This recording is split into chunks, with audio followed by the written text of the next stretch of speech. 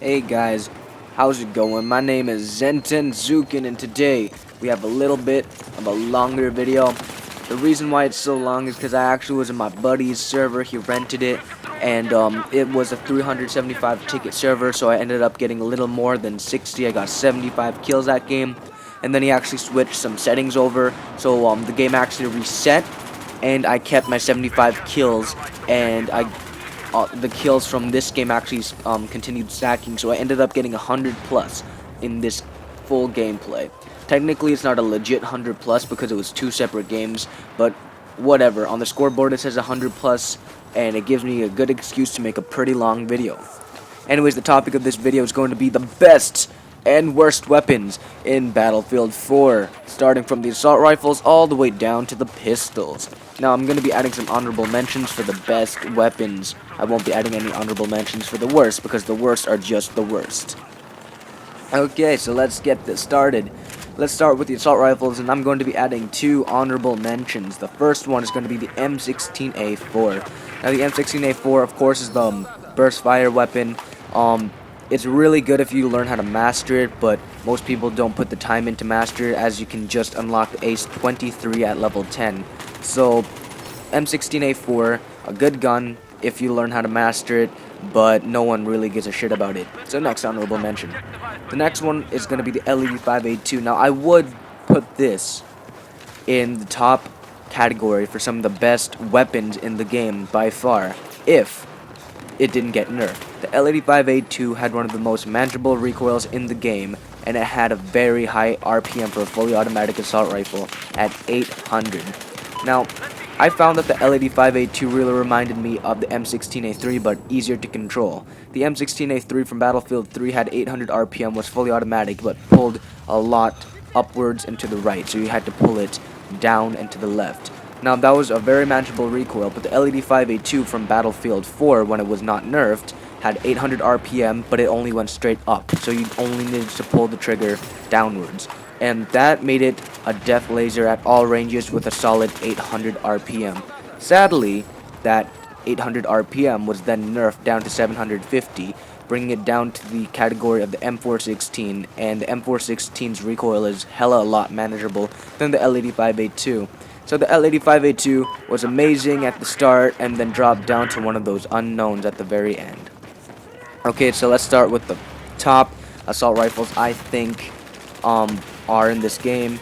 Let's start off with everybody's fan favorite, the F2000. No, I'm just kidding. The Ace 23. Ace 23. A lot of fans like it mainly because there's no negatives to it. There's no positives to it. It's all perfect. It's a perfect weapon. The stats are balanced. It's not the greatest. It's not the worst in every situation. It's just perfect. It doesn't have the greatest RPM, but it's not the worst. It doesn't have the greatest recoil, but it's not the worst.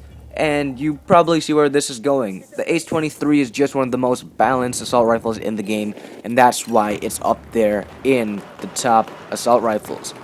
Now let's add in something that you guys probably were not surprised about, and that's going to be the AEK. Now the AEK 971, of course, it's the second highest firing assault rifle in the game, clocking in at 900 with a very manageable recoil pattern. It's sort of like the M16A3 from Battlefield 4, except since it has a higher first shot kick, which is a 3, which is the second highest in the game, may I add, and it's got a higher fire rate. You're going to be experiencing the recoil way more than you will with an M16A3 from Battlefield 3. Now the AEK, what really sets it apart from the other assault rifles is in fact that manageable recoil coupled up with 900 RPM. If you add an angled foregrip onto this weapon and add a flash hider, well then this weapon becomes a tap fire machine. You don't even feel the recoil if you do quick 1 to 2 round bursts. You can still drop enemies really fast, as if you're going full auto. And last but not least, you might be a little bit surprised with this choice of mine. I'm going to be adding in the F2000. Now, the reason why I'm adding in the F2000 is because don't listen to the other YouTubers saying it's shit. Right now, the only thing shit about the F2000 are two things. It's reload time, and it's side-to-side recoil. But here's the thing. Side-to-side recoil is not really going to matter, because side-to-side recoil is only really annoying in this game because of the visual recoil. And there's going to be a new patch that's actually going to fix the visual recoil, because if you remember, we didn't have visual recoil back in Battlefield 3. So weapons such as the G36C and the F2000 are going to really benefit from that patch, as the dot's going to stay perfectly centered, even though the gun may shake. If you can see where your dot is, then it's going to be amazing. The F2000's ball pub, so it means it's got better hipfire accuracy and better ADS on the move. Couple that up with an 850 RPM, and once the visual recoil is removed, you're going to have a death laser up close. The only thing you got to look out for once the patch drops is the reload time, as it's almost as much as the FAMAS, which is just atrocious. Okay, now let's move on to the PDWs. Now, the honorable mention for the PDW is actually going to be the MX4.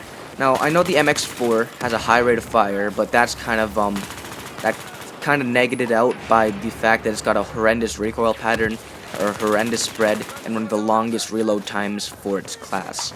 But the only reason why this is going to be an honorable mention for the best, well, one of the best PDWs, is because you unlock it so early.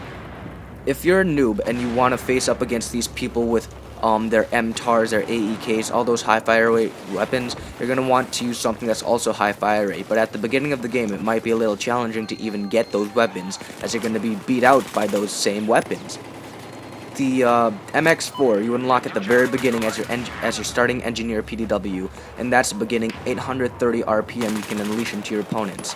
Now, it's not the greatest when it comes to recoil and spread and reload, but trust me, that RPM at low levels really helps you out in the long run. So that's why the MX4 is the honorable mention for the PDWs.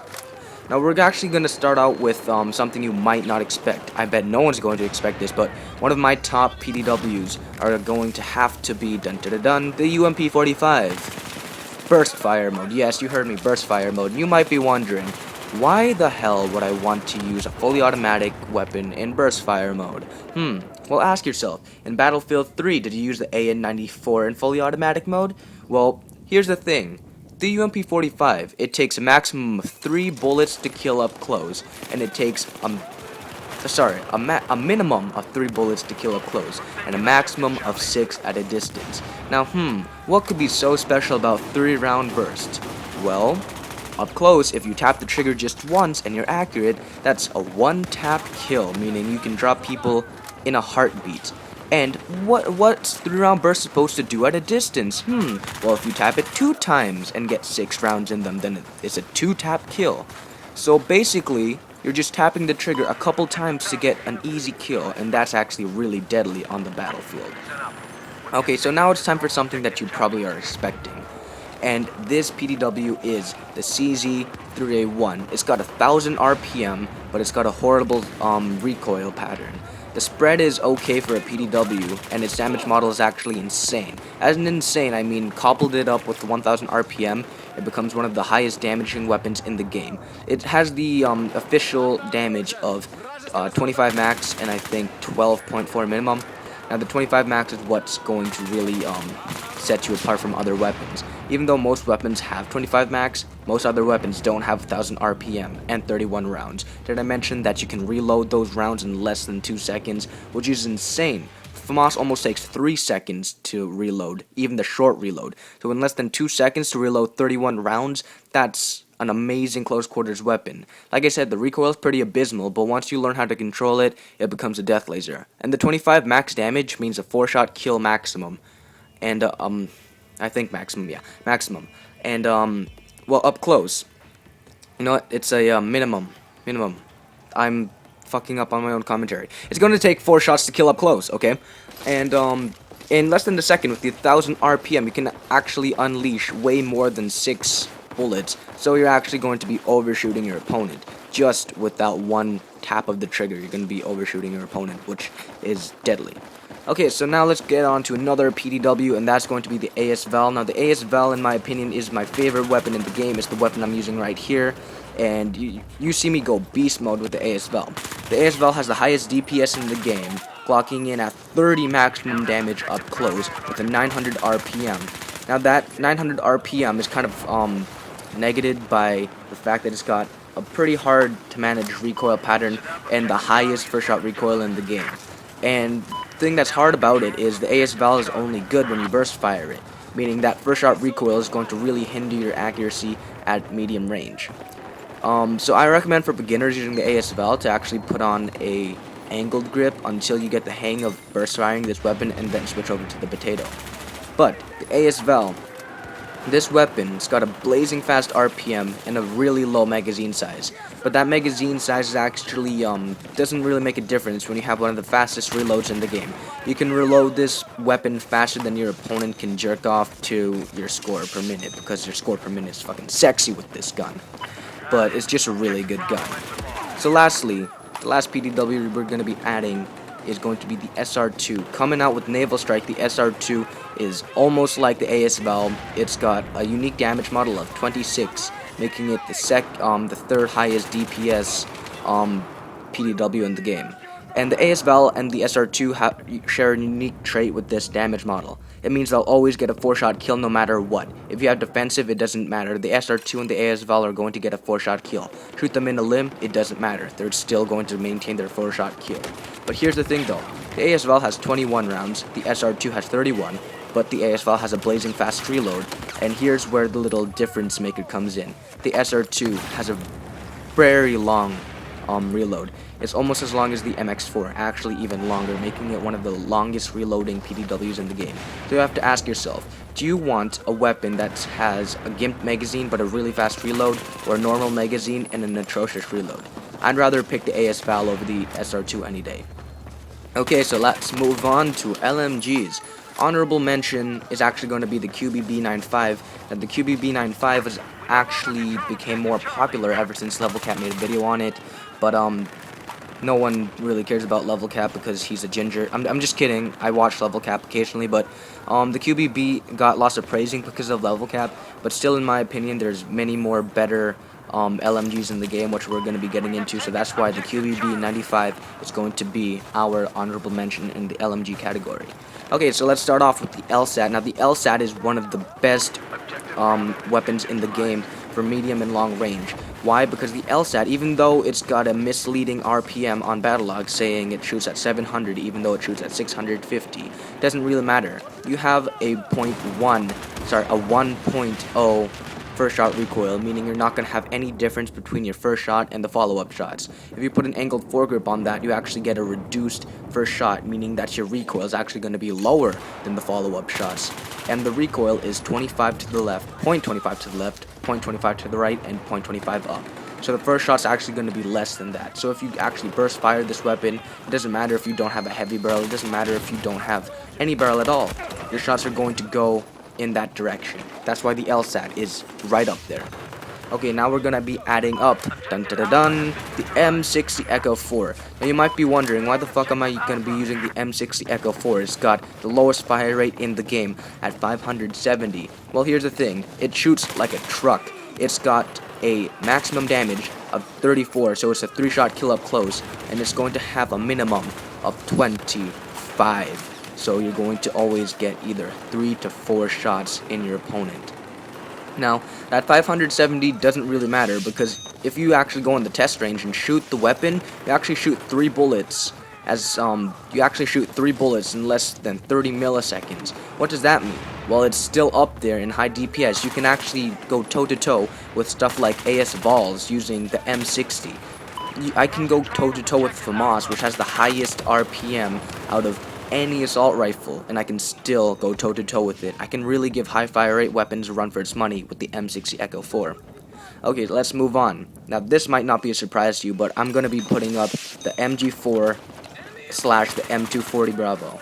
Now, or M249, not the M240 Bravo. The M249 and the MG4 both have a blazing fast fire rate, the highest fire rate out of any LMGs, clocking in at 800 RPM. Couple that up with a good recoil pattern and 200 bullets stock, you're going to really rip people a shred.